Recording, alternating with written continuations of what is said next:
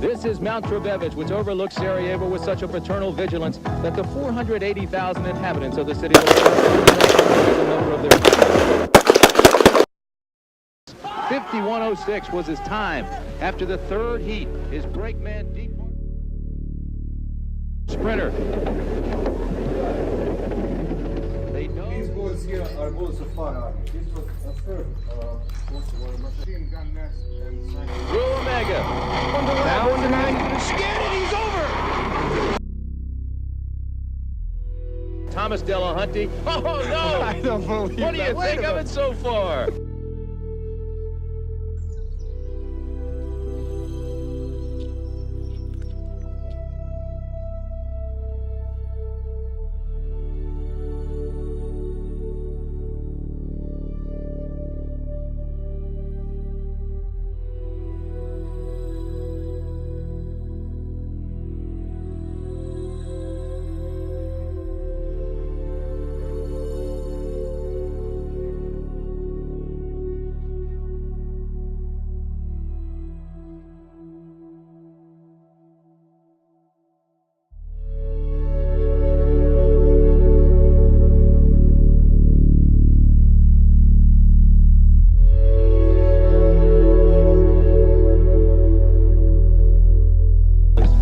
The site of an $8.5 million combined artificial bobsled. The competition that will take place here today is the finals of the two-man bobsleds. This is the Great Britain sled, the #1 driver, Thomas Delahunty.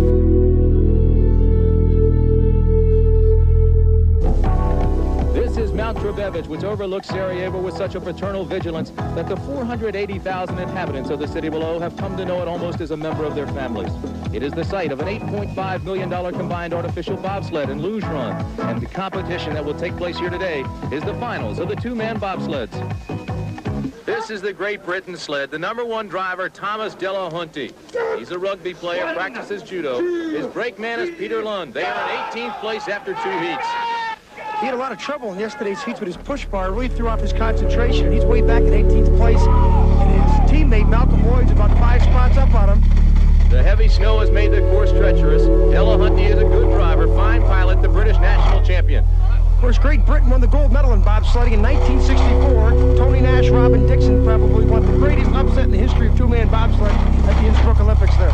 21-24 split, 21-15 on the left, the best time. Pretty good line. Delahunty driving a pretty good course.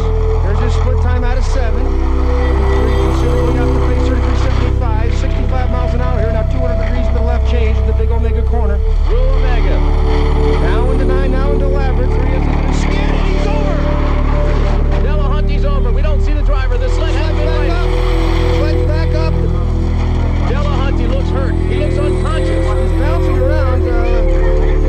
Check for his reaction.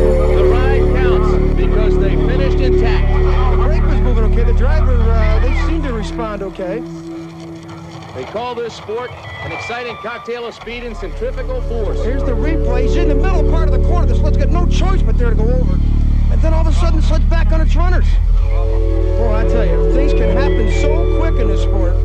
Let's see if he's all right. There he is, Thomas Delahunty. Oh, no! I don't believe What do you that. think of it so far? Wolfgang Hoppe is still in first place, followed by his East German countryman Bernhard Lehmann. The Soviets are 3rd and 4th.